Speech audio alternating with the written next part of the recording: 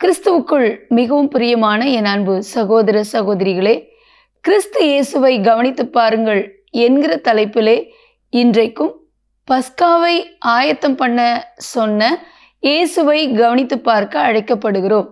ஆண்டவராகிய இயேசு கிறிஸ்து வாழ்ந்த நாட்களிலே அவர் சிலுவையில் அறையப்படுவதற்கு முன்பதாக தன்னுடைய சீஷரோடு கூட பஸ்காவை புசிக்கும்படி விரும்பினவராக சீஷர்களிடத்திலே பஸ்காவை ஆயத்தம் பண்ணும்படி கூறுகிற சம்பவத்தை மார்க்கு எழுதின சுவிசேஷம் 14ஆம் அதிகாரம் 12ஆம் வசனம் முதல் வாசிக்கிறோம்.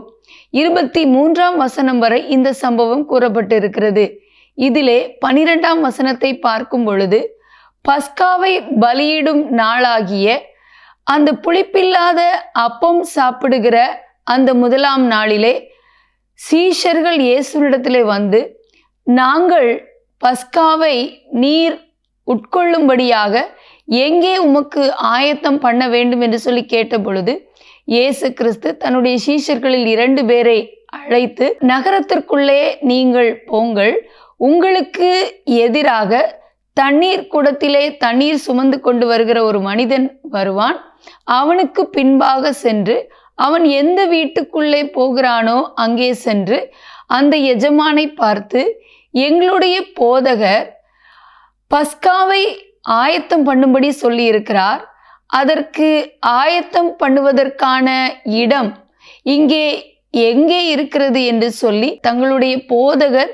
கேட்கிறதாக அந்த எஜமானிடத்தில் கேட்கும்படி இயேசு சீஷர்களை அனுப்புகிறார். அவர்கள் அவ்வாறு உள்ளே போய் அந்த எஜமானிடத்திலே தங்களுடைய போதகர் பஸ்காவை தங்களோடு உட்கொள்ளும்படியாக போஜன பந்தியை ஆயத்தம் பண்ணுவதற்கு உரிய இடம் எது என்று கேட்டபொழுது, அவன் இயேசு எப்படி அவர்களிடத்திலே ஏற்கனவே ஒரு கம்பளம் முதலான காரியங்களை விரித்திருக்கிற விஸ்தாரமான அறை ஒன்றை அவன் மேல் வீட்டறையாக உங்களுக்கு காண்பித்து கொடுப்பான் என்று சொன்னது போலவே அவன் அப்படிப்பட்ட ஒரு இடத்தை அவர்களுக்கு காண்பிப்பதையும், பின்பு சீஷர்கள் இயேசுவுக்கு அந்த போஜன பந்தியை தங்களோடு உட்கொள்ளுவதற்கு அந்த பஸ்காவை தங்களோடு அவர் போஜனம் பண்ணுவதற்கு ஏற்ற இடமாக அந்த இடத்தை ஆயத்தம் பண்ணுகிறார்கள். அந்த ஆயத்தத்திற்கு பிறகு இயேசு 12 கூட அந்த மேல் வீட்டறைக்கு கடந்து வருகிறார். அவ்வாறு அவர்களோடு கூட இருந்து அந்த அப்பத்தை பிட்டு, தன்னுடைய சரீரமாகிய இந்த அப்பத்தை நீங்கள் உட்கொள்ளுங்கள் என்று சொல்லி அதை ஆசீர்வதித்து பிட்டு கொடுத்தது மட்டுமல்லாமல், தொடர்ந்து திராட்சை ரசத்தையும் எடுத்து அதையும் ஸ்தோத்திரம் பண்ணி, இது என் உடன்படிக்கையின் இரத்தமாயிருக்கிறது, உங்களோடு கொண்டிருக்கிற உடன்படிக்கையின் இரத்தமாயிருக்கிறது என்று சொல்லி அதையும் அவர்களோடு கூட அவர் தொடர்ந்து போஜனம் செய்து அந்த திராட்சை ரசத்தையும் அவர் குடித்தார் என்று பார்க்கிறோம். தொடர்ந்து இந்த சம்பவத்திற்கு பிறகுதான் அவர்கள் ஸ்தோத்திர பாட்டை பாடின பின்பு ஒலிவ மலைக்கு கடந்து செல்லுகிறார்கள். என் அன்பு தேவனுடைய பிள்ளைகளே, இயேசு கிறிஸ்து தன்னுடைய சீஷர்களை தன்னுடைய சரீரமாகிய அப்பத்தினாலே, அதே போல தன்னுடைய உடன்படிக்கையின் இரத்தத்தினாலே மீட்டு கொள்ள போகிறார் என்கிற அடையாளமாக அந்த பஸ்காவை முந்தின நாளிலே ஆண்டவர் தன்னுடைய சீஷர்களோடு அவர் போஜனம் கொண்டதை பார்க்கிறோம். தன்னுடைய சீஷரோடு கூட அந்த பஸ்காவை ஆயத்தம் பண்ண சொல்லி அவர்களோடு பங்கெடுத்ததை பார்க்கிறோம். இது அவருடைய நல்ல ஒரு ஐக்கியத்தை அந்த இடத்திலே காட்டுகிறது.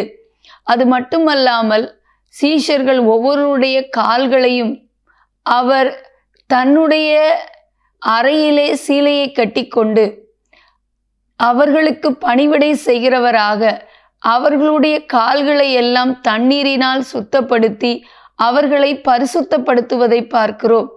ஆகவே தான் எடுத்துக்கொள்ளப்படுவதற்கு முன்பதாக, தான் மரணத்தினூடாக கடந்து செல்வதற்கு முன்பதாக இயேசு அதற்கு முன் அடையாளமாக இவைகளை எல்லாம் செய்தது மட்டுமல்லாமல் தன்னுடைய அன்பையும் இந்த இடத்திலே ஆண்டவர் சீஷர்களுக்கு வெளிப்படுத்தி இந்த திராட்சரசத்தையும் அப்பத்தையும் மறுபடியும் நான் திரும்ப வரும் வரைக்கும் இதை நான் புசிப்பது இல்லை என்று சொல்லி ஆண்டவர் சொல்லுவதையும் பார்க்கிறோம்.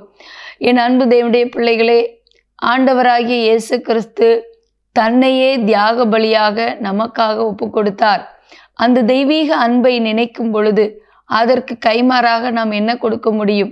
ஆண்டவருடைய அன்பை நினைவு கூறும்படியாக தான் ஒவ்வொரு ஞாயிற்றுக்கிழமைகளிலும் ஒவ்வொரு ஓய்வு நாளிலும் ஆலயத்திலே ராபோஜன பந்தியிலே நாம் பங்கு பெறுகிறோம். அவருடைய சரீரத்தை அப்பமாக புசித்து அவருடைய இரத்தத்தை திராட்சரசமாக பானம் பண்ணி அதன் மூலமாக ஆண்டவரோடு கூட உள்ள அந்த உடன்படிக்கையை புதுப்பித்துக் கொள்கிறோம். ஒவ்வொரு நாளும் நம்முடைய வாழ்க்கையிலே இயேசுவோடு கூட நாம் ஒரு பரிசுத்த உடன்படிக்கையை நாம் எப்பொழுதும் வைத்திருக்க வேண்டும். ஆகவே அந்த தெய்வீக அன்பு ஒவ்வொரு நாளும் பலப்பட ஆண்டவர் நமக்கு கிருபை தந்து வழி நடத்துவாராக.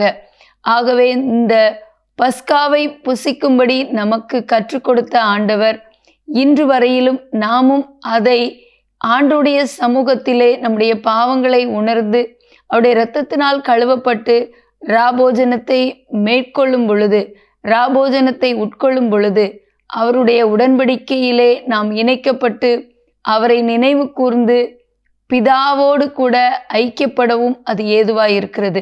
ஆகவே அந்த சிந்தையோடு கூட ஒவ்வொரு நாளும் அவரோடு தொடர்ந்து பயணிப்போம். ஜெபிக்கலாமா?